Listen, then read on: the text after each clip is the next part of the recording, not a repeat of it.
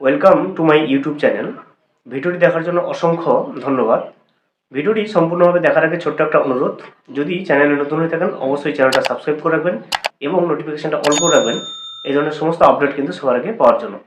চলুন আজকের ভিডিওটি আমরা বিস্তারিতভাবে দেখে নিই। কৃষক বন্ধু প্রকল্পে টাকা কবে দেবে সেটা আনুষ্ঠানিকভাবে ডেট ঘোষণা করলো মুখ্যমন্ত্রী মমতা বন্দ্যোপাধ্যায়। সে নিয়ে গুরুত্বপূর্ণ একটা আপডেট কিন্তু আমরা আজকের এই ভিডিওতে দেখে নেব। ভিডিওটি শুরু করার আগে ছোট্ট একটা অনুরোধ, যদি চ্যানেলে নতুন হয়ে থাকেন অবশ্যই চ্যানেলটা সাবস্ক্রাইব করে রাখবেন এবং নোটিফিকেশনটা অল করে রাখবেন এই ধরনের সমস্ত আপডেট কিন্তু সবার আগে পাওয়ার জন্য। চলুন আমরা দেখে নিই যে কৃষক বন্ধু প্রকল্পের টাকা কবে রাজ্য সরকার রিলিজ করতে চলেছে। রবি মৌসুমের টাকা দেখুন, 1,07,00,000 কৃষক বন্ধুকে 29 কোটি টাকার অনুদান মমতা বন্দ্যোপাধ্যায়ের।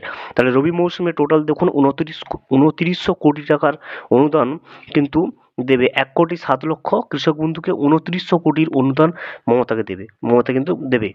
এরপর দেখুন, রাজ্যের 1,07,00,000 কৃষকের ব্যাংক অ্যাকাউন্টে মোট 2900 কোটি টাকা দিতে চলেছে মমতা বন্দ্যোপাধ্যায় সরকার। তাহলে টোটাল যে কৃষক বন্ধু প্রকল্পের উপভোক্তা সেটার পরিমাণ হচ্ছে দেখুন 1,07,00,000 কৃষককে টাকা দেবে, 2900 কোটি টাকা কিন্তু দেবে। কৃষক বন্ধু প্রকল্পের অধীনে আর কিছুদিনের মধ্যে এই টাকা কিন্তু পাঠানো শুরু হবে। 6 জেলার 7টি বিধানসভা উপনির্বাচনের ভোট কিন্তু গ্রহণ করা হয়েছে। 23শে নভেম্বর কিন্তু ফল প্রকাশ। তাহলে যে উপনির্বাচনগুলো হয়েছে তার ফল প্রকাশ কিন্তু 23শে নভেম্বর। তারপর রাজ্যের কোথাও আর নির্বাচনের আদর্শ আচরণবিধি কিন্তু লাগু থাকবে না। এই অবস্থায় বিভিন্ন প্রকল্পের সুবিধা সাধারণ মানুষের কাছে কিন্তু পৌঁছে দিতে তোড়জোড় শুরু হয়েছে। তাহলে 23শে নভেম্বর উপনির্বাচনের ফল প্রকাশ হবে এবং তারপরেই কিন্তু যে সমস্ত প্রকল্পের টাকাগুলো ছাড়ার কথা সেগুলো কিন্তু ছাড়ার তোড়জোড় শুরু হবে।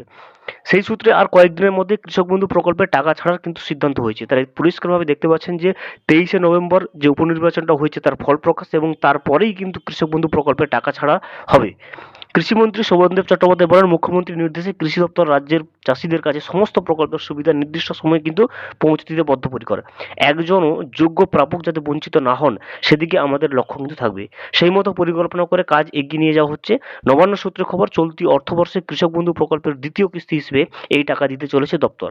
ইতিমধ্যে জেলাভিত্তিক উপভোক্তা তালিকা তৈরির কাজ প্রায় শেষ। মোট উপভোক্তার সংখ্যা গতবারের তুলনায় কিন্তু প্রায় 1.5 লক্ষ বাড়বে বলে জানা গিয়েছে। তাহলে গতবারের থেকে প্রায় 1.5 লক্ষ মানুষ, অতিরিক্ত মানুষ কিন্তু কৃষক বন্ধু প্রকল্পের সুবিধাটা পেয়ে থাকবে।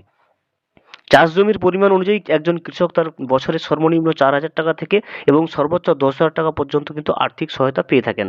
লোকসভা নির্বাচনের পরপর অর্থাৎ মাস 5 আগে চলতি বছরের প্রথম কিস্তির টাকা কিন্তু দিয়েছিল। 2019 সালে এই প্রকল্প কিন্তু চালু করেন মুখ্যমন্ত্রী মমতা বন্দ্যোপাধ্যায়। এতদিন প্রকল্পের মোট উপভোক্তার সংখ্যা ছিল 1 কোটি ছাড়িয়েছে। এই সময়ে কিন্তু বাংলা শস্য বীমা প্রকল্পও কিন্তু চালু করেন রাজ্য সরকার। সম্প্রতি টানা ঘূর্ণিঝড় ও প্রাকৃতিক দুর্যোগের কারণে কৃষিকাজে ব্যাপক ক্ষয়ক্ষতি হয়েছে। বহু কৃষি জমি কিন্তু জলের তলায় চলে গেছে। সবজির ফলনও কিন্তু ব্যাহত হয়েছে বহু জায়গায়। সেই ক্ষয়ক্ষতির পরিমাণ নির্ধারণ করে সমীক্ষার কাজ শুরু করবে 30শে নভেম্বর পরে। তার বাংলা শস্য বীমার যে কারা কারা টাকা পাওয়ার যোগ্য তারও কিন্তু সমীক্ষা হবে এবং সেই সমীক্ষাটা কিন্তু শুরু করবে 30শে নভেম্বরের পর থেকে। এবং সেই সমীক্ষার পরে যারা যারা বাংলা শস্য বীমার টাকা পাওয়ার যোগ্য তাদেরও কিন্তু পুনরায় বাংলা শস্য বীমার টাকা কিন্তু ছাড়া হবে। ততদিন পর্যন্ত চলবে এই প্রকল্পের নাম তোলার কাজ। বিভিন্ন নবান্ন সূত্রে জানা গিয়েছে, শীঘ্রই ক্ষতিপূরণ বাবদ শস্য বীমার টাকাও কিন্তু কৃষকদের কাছে পৌঁছে দেওয়া হবে। এদিকে ট্যাপ কাণ্ডের পর অন্যান্য প্রকল্পের মতো কৃষক বন্ধু প্রকল্পের টাকাও কিন্তু পাঠানোর ক্ষেত্রে যথেষ্ট সতর্কতা হয়েছে, পদক্ষেপ করছে সরকার। এক্ষেত্রে যাতে কোনো কারচুপি না হয়, বিভ্রান্তি না থাকে সেদিকে কড়া নজর রাখছেন কিন্তু দপ্তরের অধিকারীরা। কৃষিমন্ত্রী জানিয়েছেন, কৃষক বন্ধু এবং বাংলা শস্য বীমা দুই প্রকল্পের ক্ষেত্রে কিন্তু উপভোক্তাদের আধার সহ অন্যান্য প্রয়োজনীয় তথ্য কিন্তু নেওয়া হয়। তারা পরিষ্কারভাবে দেখতে পাচ্ছেন যে কৃষক বন্ধু প্রকল্প বলুন অথবা বাংলা শস্য বীমা প্রকল্প বলুন, প্রত্যেকটা ক্ষেত্রে কিন্তু আপনার ব্যাংক অ্যাকাউন্টের সঙ্গে আধার লিঙ্ক থাকলে এবং অর্থাৎ আধার সংযুক্তিকরণ ব্যাংক অ্যাকাউন্টের সঙ্গে কিন্তু যে ব্যাংকের সঙ্গে আপনার আধার লিঙ্ক থাকবে বা আধার সিডিং থাকবে সেই ব্যাংকে কিন্তু আপনার যে কৃষক বন্ধুর টাকা অথবা বাংলা শস্য বীমার টাকা কিন্তু ছাড়া হবে। কারণ ট্যাবের কাণ্ডের পরবর্তীকালে কিন্তু সরকার অনেকটা কড়া পদক্ষেপ নিচ্ছে। দেখতে পাচ্ছেন যে কিছু কিছু উপভোক্তার ক্ষেত্রে আধার পুনর্যাচাই কিন্তু করে নেওয়া হবে।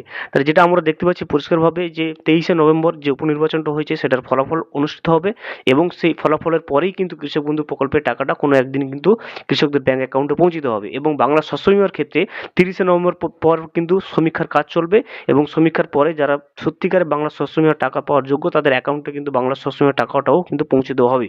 এছাড়াও আমরা একটা কিছু জানতে পারলাম যে কৃষক বন্ধু বলুন অথবা বাংলা শস্য বীমা বলুন, প্রত্যেকটা প্রকল্পের ক্ষেত্রে যে সমস্ত ব্যাংকে আধার সংযুক্তিকরণ রয়েছে অর্থাৎ আধার সংযুক্তিকরণ ব্যাংক অ্যাকাউন্টে কিন্তু কৃষকদের কৃষক বন্ধু এবং বাংলা শস্য বীমার টাকাটা কিন্তু রাজ্য সরকার থেকে ট্রান্সফার করে দেওয়া হবে। ভিডিওটি সম্পূর্ণভাবে দেখার জন্য অসংখ্য ধন্যবাদ। এখনও পর্যন্ত যদি চ্যানেলে নতুন হয়ে থাকেন এবং সাবস্ক্রাইব না করে থাকেন, অনুগ্রহ করে চ্যানেলটা সাবস্ক্রাইব করে পাশে থাকবেন।